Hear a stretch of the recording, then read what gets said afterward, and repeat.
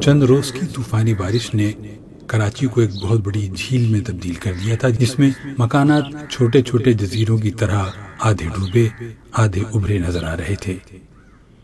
3 دن متواتر غائب رہنے کے بعد بجلی کچھ دیر پہلے ہی آئی تھی، اور اس کے ساتھ ہی موبائل فون کے سگنل اور انٹرنیٹ کنیکشن بھی بحال ہوا تھا۔ ٹی وی پر خبریں 3 روز کے بعد دیکھیں تو معلوم ہوا کہ کچھ علاقوں میں پانی اتر جانے کے سبب معمولات زندگی آہستہ آہستہ بحال ہو رہے ہیں، مگر شہر کا بیشتر علاقہ اب بھی ڈوبا ہوا ہے۔ خدا خدا کر کے مہینوں سے جاری لاک ڈاؤن میں نرمی ہوئی تو بارش نے آن گھیرا۔ کسی قسم کی سرگرمی نہیں ہو رہی تھی سوائے آئے دن کے آن لائن مشاعروں کے، جو بہتات کے سبب اپنی دلچسپی کھو رہے ہیں۔ آن لائن مشاعروں سے ایک فائدہ یہ ہوا کہ بیرون ملک مقیم شعراء، جن میں مرد و زن دونوں ہی شامل ہیں، تعارف ہوا اور بذریعہ سوشل میڈیا تعلقات استوار ہوئے۔ آج صبح سے تیز بارش ہوئی تو نہیں تھی، مگر بادل غصے سے بھرے شہر پر ڈول رہے تھے۔ بوندا بادی جاری تھی، بجلی کی چمک اور کڑک تیز ہوتی جا رہی تھی۔ اچانک دروازے پر گھنٹی بجی۔ میں حیران رہ گیا جب میں نے دانشور کو اپنے دروازے پر پایا۔ وہ ایک ہاتھ میں اپنا بیگ اور دوسرے میں بوسیدہ سی چھتری سنبھالے ہوئے تھا۔ سر، آپ میرے گھر اور اس موسم میں؟ میرا سوال نظر انداز کرتے ہوئے بولا، اب اندر آنے کو بھی کہو گے یا یہیں ساری بات چیت ہوگی؟ نہیں سر، ایسی بات نہیں، میں آپ کو دیکھ کر اس قدر حیران ہوا ہوں کہ آپ کو اندر بھی نہیں بلایا۔ آئیے، آپ ہی کا گھر ہے۔ تھینکس۔ اس نے چھتری دروازے کی چوکھٹ کے ساتھ ٹکاتے ہوئے جیب سے رومال نکالا اور چشمے کے شیشوں سے پانی کی بوندیں صاف کرنے لگا۔ تم تو اس قدر بولائے ہوئے ہو کہ مجھے بیٹھنے کو بھی نہیں کہو گے۔ چلو میں خود ہی بیٹھ جاتا ہوں۔ اس نے مجھے شرمندہ سا کر دیا۔ سر، آپ چائے پئیں گے یا ٹھنڈا؟ کافی پلواؤ، اس نے بے تکلفی سے کہا۔ کافی؟ سر، وہ تو اس وقت گھر میں نہیں ہے۔ میں نے جسے کافی سے کوئی رغبت نہ تھی خجالت سے کہا۔ ارے ایک تو یہ بڑی مشکل ہے ہمارے ہاں، سب گھروں میں چائے طرح طرح کی ہوتی ہے، عام چائے، گرین ٹی، مسالہ ٹی، مگر کافی ناپید۔ خیر، چائے پلوا دیجیے بغیر دودھ اور شکر کی۔ سر، آپ کو میرا گھر کیسے ملا؟ میں نے تو کبھی آپ کو پتہ بھی نہیں بتایا تھا۔ انہوں نے مسکرا کر قمیص کی جیب سے نکال کر ایک کارڈ پڑھنا شروع کیا۔ فے شین ناظمی، شاعر، ادیب، افسانہ نگار، اینکر پرسن، اور اس پر آپ کا پتہ بھی درج ہے اور فون نمبر بھی۔ یہ مجھے سمسام جاویدانی صاحب نے دیا ہے۔ ارے وہی جو Karachi arts club, Farhan club اور پریس کونسل وغیرہ میں مشاعرے ارینج کیا کرتے ہیں۔ بڑے کام کے آدمی ہیں۔ میں ادھر سے گزر رہا تھا تو سوچا تمہارا حال چال ہی پوچھ لوں۔ اور سناؤ، کیا ہو رہا ہے آج کل؟ وہ بے تکان بول رہا تھا۔ جی، آپ تو جانتے ہیں ان دنوں مشاعرے وغیرہ ہو ہی نہیں رہے، بس فیس بک یا آن لائن مشاعروں پر گزارا ہے، میں نے جھیپے ہوئے لہجے میں جواب دیا۔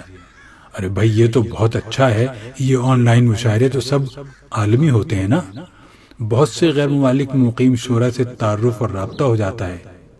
دانشور میرے جواب پر مسکراتے ہوئے بولا، جی درست فرمایا آپ نے۔ اچھا یہ تو بتاؤ تمہاری شاعری اور افسانہ نگاری کیسی چل رہی ہے؟ اس نے موضوع کو قدرے بدلتے ہوئے سوال کیا۔ سر، میں نے محسوس کیا ہے کہ افسانے وغیرہ پڑھنے کا ٹائم سب کے پاس نہیں ہے، اس لیے اس طرف توجہ کچھ کم ہے، مگر اب میری غزلیں آن لائن مشاعروں اور فیس بک پر خوب سراہی جا رہی ہیں۔ اب آپ سے کیا پردہ، وہ جو ترکیب آپ نے بتائی تھی نا پرانے رسالوں سے غیر معروف شعراء کی غزلوں کی ردیفیں بدلنے والی، وہ بڑی کارگر ثابت ہوئی ہے۔ میں نے اپنی چائے کی پیالی رکھتے ہوئے کہا، مگر فون پر ہماری وہ گفتگو کسی طرح لیک ہو گئی۔ بہت سے لوگوں نے اس طریقہ کار پر عمل کرنا شروع کر دیا ہے جو آپ نے مجھے بتایا تھا، کچھ دلچسپ واقعات بھی ہوئے ہیں۔ اچھا، وہ کیا؟ اس نے اشتیاق ظاہر کیا۔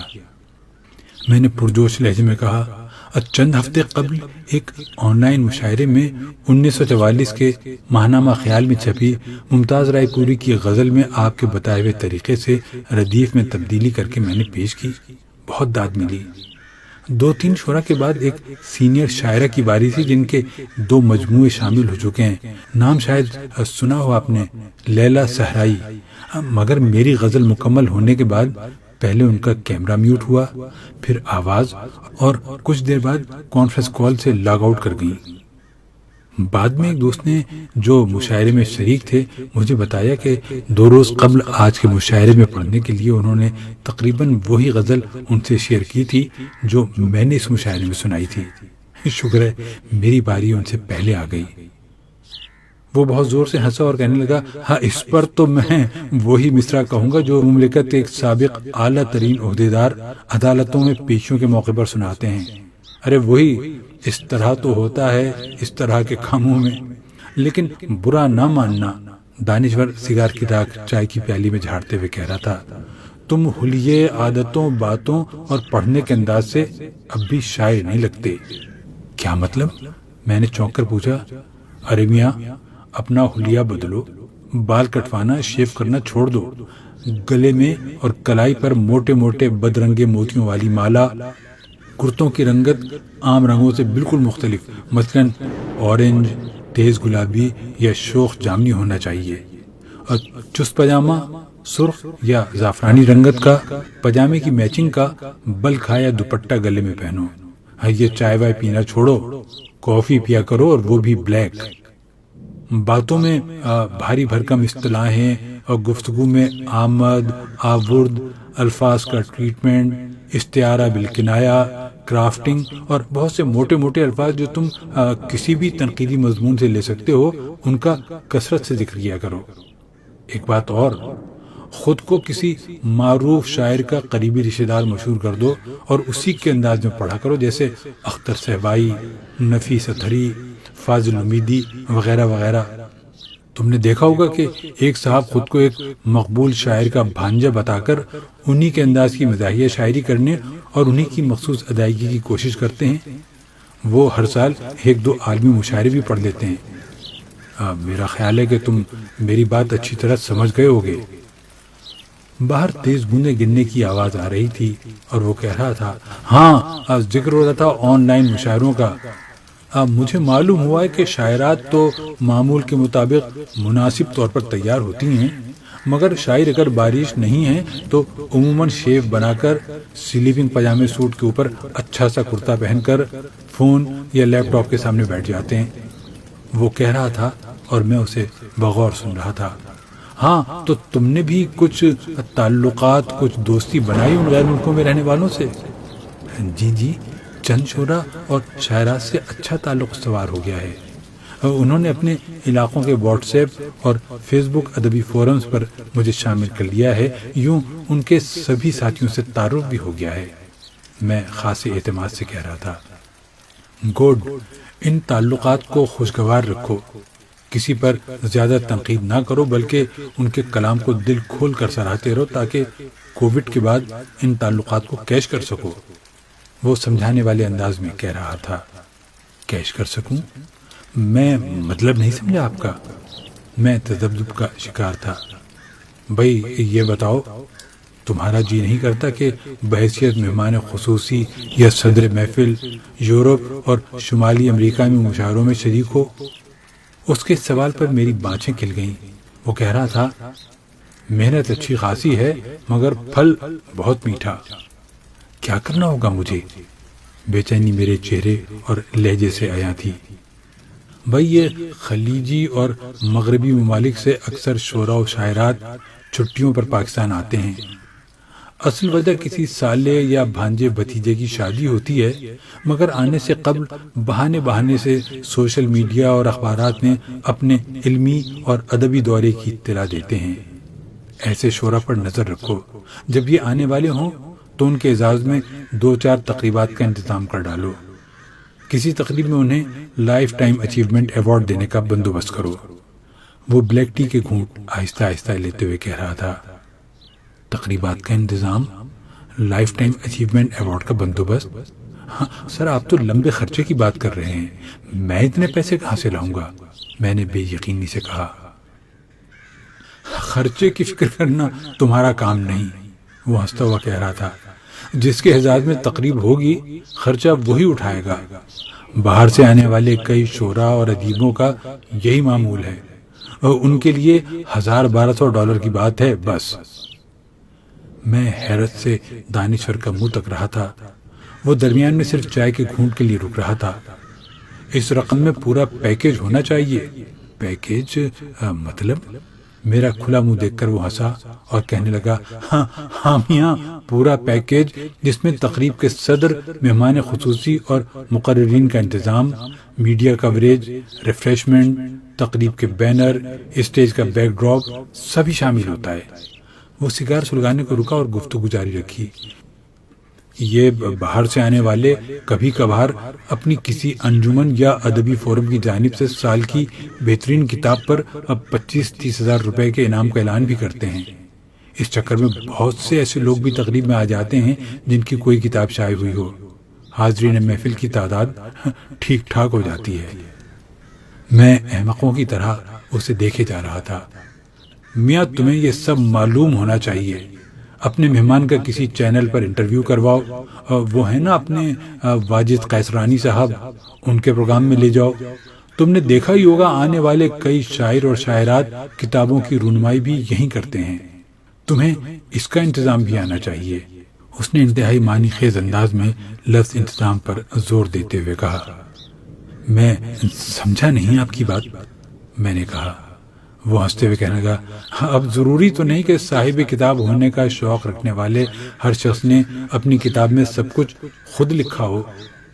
یہاں تیار کتاب بھی مل جاتی ہے، بس ٹائٹل پر اور غزلوں کے مقطعوں میں مطلوبہ نام لکھ دیا جاتا ہے۔ ہاں، اس کام کے پیسے الگ سے ہوتے ہیں اور اس کا پیکیج مختلف ہوتا ہے۔ سر، ایک بات مجھے بتائیے، دیکھیے ٹالیے گا نہیں، آپ کو یہ سب باتیں کیسے پتہ ہیں؟ میں نے درخواست کی۔ دانشور نے قہقہ لگایا اور کہا، میاں، تمہارا کارڈ مجھے کس نے دیا تھا؟ سمسام جاویدانی بتایا تھا آپ نے؟ بالکل وہی۔ وہ ان معاملات میں خاصے تجربہ کار ہیں، پورا نیٹ ورک ہے ان کا۔ کلام لکھنے والے ضرورت مند استاد شعراء، صدر اور مہمان خصوصی بننے کے شوقین معروف افراد، طے شدہ توصیفی تقریریں کرنے والے، سب ان کے رابطے میں ہیں۔ میری پرانی ملاقات ہے ان سے، مجھ سے کچھ نہیں چھپاتے۔ تم نے دیکھا ہوگا ہر سال 1-2 عالمی مشاعروں میں شرکت کے لیے بھی جاتے ہیں، حالانکہ شاعر بس ایسے ہی ہیں۔ بجلی کی گرج بند کمرے میں بھی تیز سنائی دے رہی تھی۔ میں گمسم اس کی باتیں سن رہا تھا اور وہ بغیر رکے بولے جا رہا تھا۔ میں نے ہمت کر کے سوال کر ہی دیا، مگر اس میں میرے غیر ملکی دورے کا تو کوئی پہلو نکلتا نظر نہیں آتا۔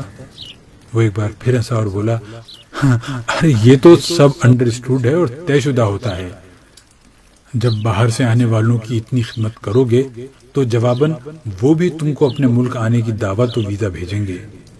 اس معاملے میں احتیاط، توجہ اور سنجیدگی سے محنت کرنا پڑتی ہے، کیونکہ باہر سے آنے والی شخصیت کے آگے پیچھے اور بہت لوگ یہی امید لیے پھر رہے ہوتے ہیں۔ میں اسبات میں سر ہلانے کے علاوہ کچھ کر بھی نہیں سکتا تھا۔ اس نے فون کی اسکرین پر وقت دیکھتے ہوئے کہا، میں عنقریب تمہیں عالمی مشاعروں میں شرکت کے لیے بیرون ملک جاتا دیکھنا چاہتا ہوں۔ وقت خاصا ہو گیا ہے، لگتا ہے بارش پھر شروع ہونے والی ہے، میں اب چلتا ہوں۔ یہ کہہ کر وہ اٹھا، دروازے کے پاس سے اپنی چھتری اٹھائی اور باہر نکل گیا۔ بادل ایک بار پھر برسنے لگے ہیں اور میں چشم تصور میں خود کو ایئرپورٹ کے ڈپارچر لاؤنج میں دیکھ رہا ہوں۔